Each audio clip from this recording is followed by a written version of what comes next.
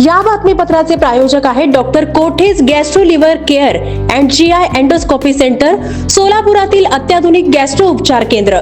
तुमचं पोट, लिव्हर आणि आतड्याच्या सर्व समस्यांसाठी विश्वासार्ह ठिकाण.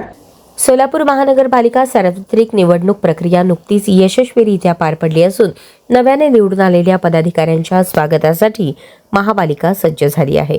महापौर, उपमहापौर तसेच विरोधी पक्षनेते व विविध समित्यांच्या कार्यालयांचे नूतनीकरण व सज्जतेचे काम अंतिम टप्प्यात असून वेळेत काम पूर्ण करण्याचे नियोजन करण्यात आले आहे. या अनुषंगाने मंगळवारी आयुक्त डॉक्टर सचिन ओंबासे यांनी प्रत्यक्ष पाहणी केली.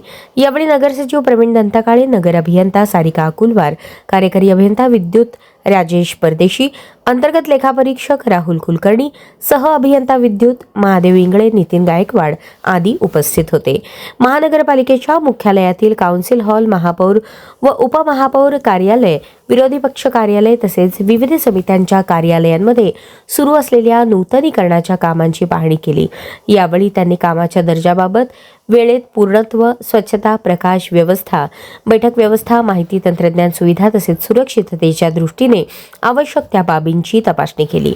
पाहणी दरम्यान आयुक्तांनी संबंधित विभाग प्रमुख व अधिकाऱ्यांना स्पष्ट सूचना देत सांगितले की कार्यालये नागरिकाभिमुख, प्रशासकीय कामकाजास अनुकूल व आधुनिक सुविधांनी सुसज्ज असावीत.